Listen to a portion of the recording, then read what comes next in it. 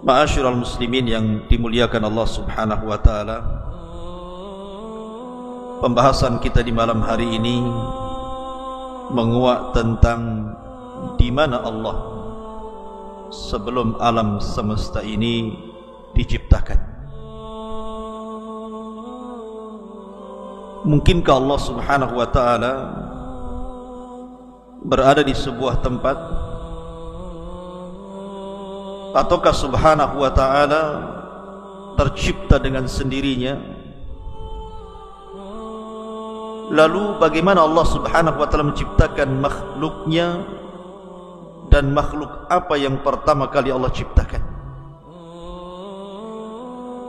Ma'asyiral muslimin yang dimuliakan Allah Subhanahu wa ta'ala, di dalam surah Al-Insan Allah Subhanahu wa ta'ala berfirman, hal ata alal insan hinum minad dahri lam yakun syai'am madhkura. Bukankah pernah datang kepada manusia waktu dari masa yang ketika itu belum merupakan sesuatu yang dapat disebut? Dari ayat ini, ketika Allah Subhanahu wa ta'ala mengatakan lam yakun syai'an madhkura, sesuatu yang belum dapat disebut namanya, ini arasy, ini kursi, ini langit, ini Adam, ini Hawa, ini gunung, ini sungai, ini hutan, dan begitu seterusnya. Belum ada penyebutan itu. Hanya Allah Subhanahu wa ta'ala satu-satunya sang pencipta di alam semesta ini. Ma'asyiral muslimin yang dimuliakan Allah Subhanahu wa ta'ala, dari Waqi ibnu Udusin, dari pamannya dari Abi Razin radhiyallahu anhu, dia mengatakan, ya Rasulullah, aina kana Rabbuna azza wa jal qabla an yakhluqa khalqah? Dia berkata, ya Rasulullah, di manakah Tuhan kita yang maha mulia sebelum menciptakan makhluk-makhluknya? Maka Nabi SAW bersabda, kana fi ama'in ma tahtahu hawa wa ma fawqahu hawa thumma khalaqa arsyahu 'alal ma. Maka Nabi SAW bersabda, Allah berada di ama, di mana ama di bawahnya tidak ada udara, dan di atasnya pun tidak ada udara. Kemudian Allah Subhanahu wa ta'ala menciptakan arasy-Nya di atas air.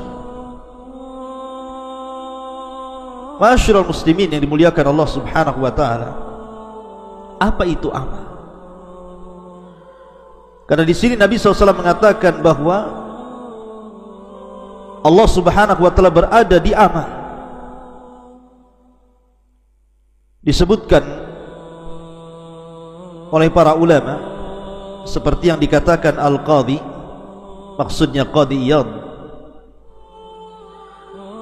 al-muradu bil ama ma la taqbaluhu al-awhamu wa la tudrikuhu al-uqul wal afham,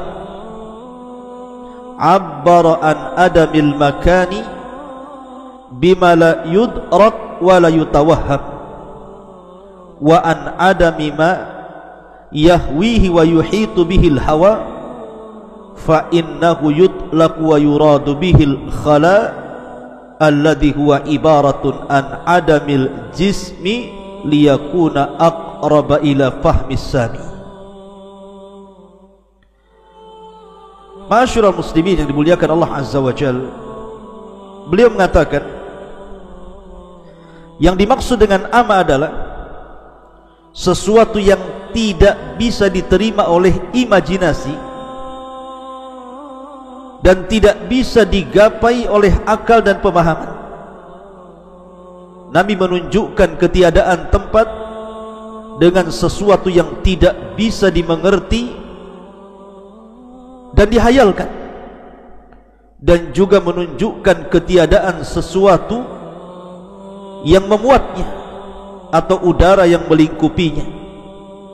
Tentu istilah ini secara mutlak dimaksudkan pada sesuatu kekosongan murni atau disebut dengan khala, yang merupakan istilah bagi ketiadaan materi agar lebih mudah dimengerti oleh para pendengar. Intinya bahwa sebelum Allah Subhanahu wa ta'ala menciptakan makhluk-makhluknya, sebelum ada saya, sebelum ada Anda, sebelum ada Adam, sebelum ada Hawa, sebelum ada langit dan bumi, bahkan sebelum ada langit, kursi, bahkan sebelum ada arasy, maka Allah Subhanahu wa ta'ala berada di ama. Dan ama itu diambil dari umyun, artinya buta. Orang buta itu, kalau Anda memejamkan mata, kira-kira apa yang Anda lihat? Kegelapan, bukan? Artinya di sini bahwa kita tidak bisa membayangkan di mana Allah. Yang jelas Allah satu-satunya dan tidak ada makhluk sebelumnya. Dan Allah Subhanahu wa ta'ala adalah awal wa laysa qablahu syai'.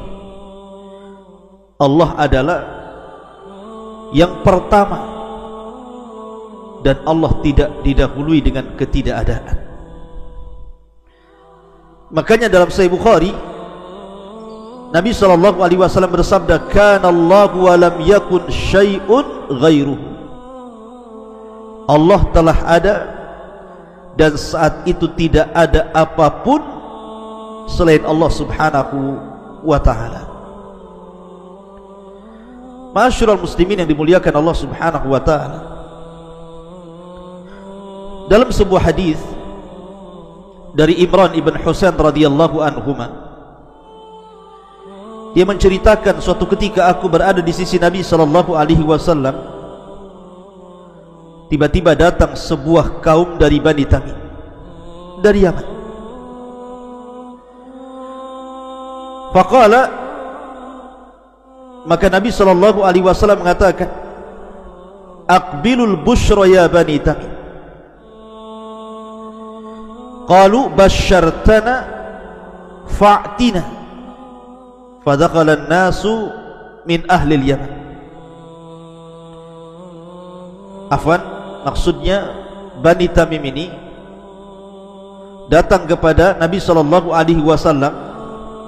Kemudian Rasul mengatakan, "Bergembiralah wahai Bani Tamim atas hidayah yang telah Allah anugerahkan kepada kalian, hidayah Islam ini."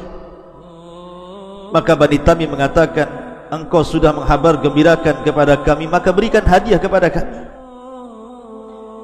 Maka Nabi SAW diam sampai masuk orang-orang Yaman. Maka Nabi SAW mengatakan kepada orang-orang Yaman, "Aqbilul busyra ya ahlal Yaman, idh lam yakbaluha Banu Tamim." Terimalah wahai penduduk Yaman kabar gembira yang tidak diterima oleh Bani Tamim. Maka mereka mengatakan, "Qabilna, kami menerima kabar gembira itu dari engkau wahai Rasul. Ji'naka linatafaqqaha fid din wa linas'alaka an awwali hadzal amri makan." Maka ahli Yaman mengatakan, "Kami datang kepadamu untuk belajar agama wahai Rasul, dan kami hendak bertanya kepadamu tentang masalah yang pertama kali terhadap urusan yang saya ingin atau kami katakan kepada anda, di mana Allah sebelum Allah menciptakan segala sesuatu." Lihat bagaimana keistimewaan Bani ataupun ahli Yaman dibandingkan Bani Tamim. Bani Tamim minta hadiah, minta harta, minta dunia, tapi ahli Yaman tidak minta itu. Dia hanya minta ilmu kepada Nabi SAW, dan yang pertama bertanya soal di mana Allah sebelum Allah menciptakan segala sesuatu. Ini pertanyaan yang berbobot, ikhwan. Maka Nabi SAW mengatakan, kana Allahu wa lam yakun syai'un qabla. Adalah Allah Subhanahu wa ta'ala, dialah satu-satunya, dan sebelumnya belum ada sesuatu. Wa kana arsyuhu 'alal ma', dan arsy-Nya Allah berada di atas air. Thumma khalaqas samawati wal arda wa kataba fi dzikri kulli syai'. Kemudian Allah ciptakan langit dan bumi, dan Allah catat fi dzikri kulli syai', pada lauhil mahfuz segala sesuatu yang akan terjadi. Dari dua riwayat, Imran ibn Husain dan juga riwayat yang pertama yang saya baca tadi, kalau ada orang yang bertanya di mana Allah sebelum Allah menciptakan segala sesuatu termasuk arsy, kursi dan yang lainnya, maka jawabannya seperti hadis Rasul, kana Allahu wa lam yakun syai'un qabla. Maka Allah satu-satunya dan belum ada sebelumnya sesuatu yang mendahului Allah Subhanahu wa ta'ala. Dalam riwayat yang pertama, kana fil ama, dalam riwayat fis sahab, artinya Allah berada di ama, di kegelapan, di mana atasnya tidak ada udara, di bawahnya juga tidak ada udara, dan dia satu-satunya dan tidak ada yang bersyirikat dengan Allah Subhanahu wa ta'ala. Ma'asyiral muslimin yang dimuliakan Allah Subhanahu wa ta'ala, makanya kita teringat dengan doa Nabi sallallahu alaihi wasallam, Allahumma rabbas samawati sab'i wa rabbal arshil azim, rabbana wa rabba kulli syai'in, faliqal habbi wan nawa, munzilat taurati wal injili wal furqan, a'udzu bika min syarri kulli syai'in anta akhidun binasiyatihi, Allahumma antal awwal falaysa qablaka syai'un, wa antal akhir falaysa ba'daka syai'un, wa antal zahir falaysa fawqaka syai'un, wa antal batin falaysa dunaka syai'un, iqdi 'anna ad-din wa aghnina minal faqri, iqdi 'anna ad-daina wa aghnina minal faqri. Ya Allah, Rabbnya langit yang 7 dan Rabb arsy yang agung, Rabb kami dan Rabb segala sesuatu yang membelah biji-bijian dan biji kurma, Rabb yang telah menurunkan Taurat, Injil dan Quran. Aku berlindung kepadamu dari kejahatan segala sesuatu. Engkaulah yang memegang ubun-ubunnya. Ya Rabb, Engkaulah yang awal, maka tidak ada sesuatu pun sebelummu. Engkaulah yang akhir, maka tidak ada sesuatu pun setelahmu. Engkaulah yang zahir maha tinggi, maka tidak ada sesuatu pun yang ada di atasmu. Dan Engkaulah yang maha batin, artinya maha dekat, maka tidak ada sesuatu pun yang lebih dekat darimu. Ya Rabb, lunasilah hutang-hutang kami dan cukupilah kami dari kemiskinan. Hadis dikeluarkan Imam Muslim. Di sini ada kata-kata Allahumma antal awwal falaysa qablaha syai'. Engkau adalah zat yang pertama kali dan sebelumnya tidak ada sesuatu. Sebelummu tidak ada sesuatu. Ia satu-satunya. Dia tidak tercipta dengan sendirinya, karena mustahil. Kalau seandainya dia tercipta dengan sendirinya, berarti ada makhluk menyatu dengan Khalik, dan ini muhal, mungkin, mustahil, tidak mungkin.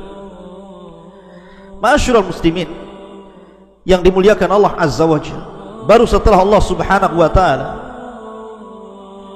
menciptakan makhluknya, dan pertama kali yang diciptakanlah arsy-Nya, kemudian qalam, kemudian Allah letakkan arsy-Nya di atas air.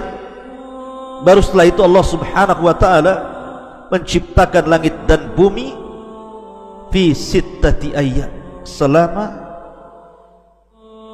6 hari. Dalam hadis Abdullah bin Mas'ud radhiyallahu anhu, Nabi sallallahu alaihi wasallam mengatakan, antara langit dunia dan langit yang kedua itu perjalanan 500 tahun. Langit yang kedua dan ketiga begitu juga 500 tahun perjalanan. Langit ketiga dan keempat juga sama, dan begitu seterusnya.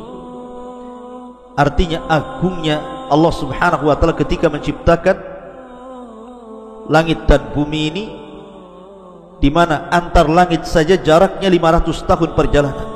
Bagaimana yang menciptakannya? Kemudian juga dalam riwayat Nabi sallallahu alaihi wasallam mengatakan kepada Abu Hurairah radhiyallahu anhu, ya Abu Hurairah, inna Allaha khalaqas samawati wal ardi wa ma bainahuma fi sittati ayyam. Wahai Abu Hurairah, sesungguhnya Allah telah menciptakan langit dan bumi dan di antara keduanya pada 6 hari.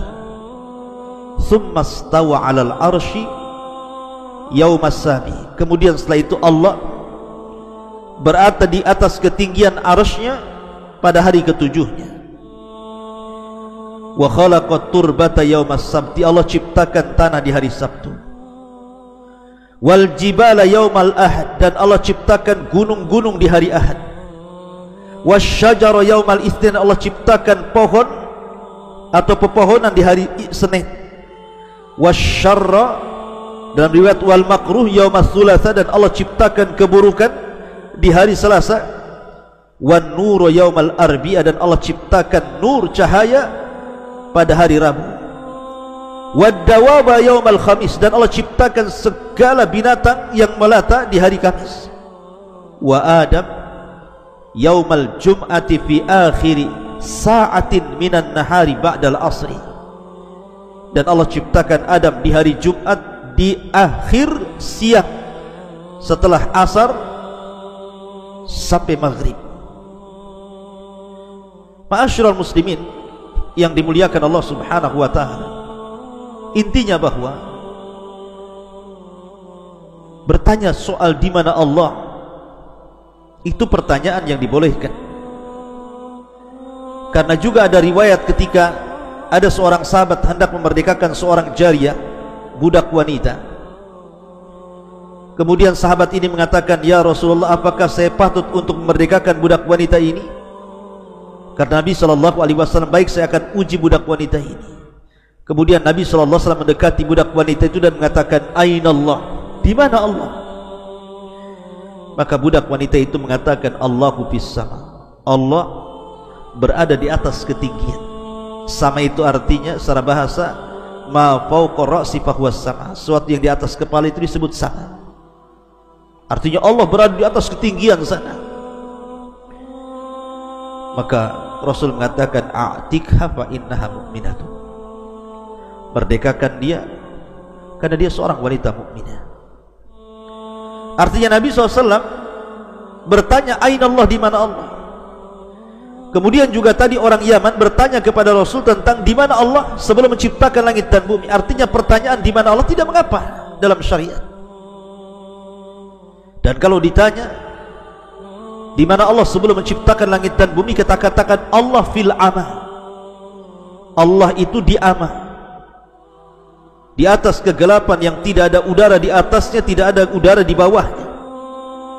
Sebagaimana tadi sudah dijelaskan menurut pendapat Al-Qadi rahimahullahu ta'ala, yang dimaksud ama adalah sesuatu yang tidak bisa diterima oleh imajinasi apapun dan tidak bisa digapai oleh akal dan pemahaman. Tidak bisa kita gambarkan. Kemudian makhluk yang pertama Allah ciptakan arsy, kemudian qalam, kemudian kursi, kemudian yang lainnya termasuk setelahnya langit dan bumi, dan di antara keduanya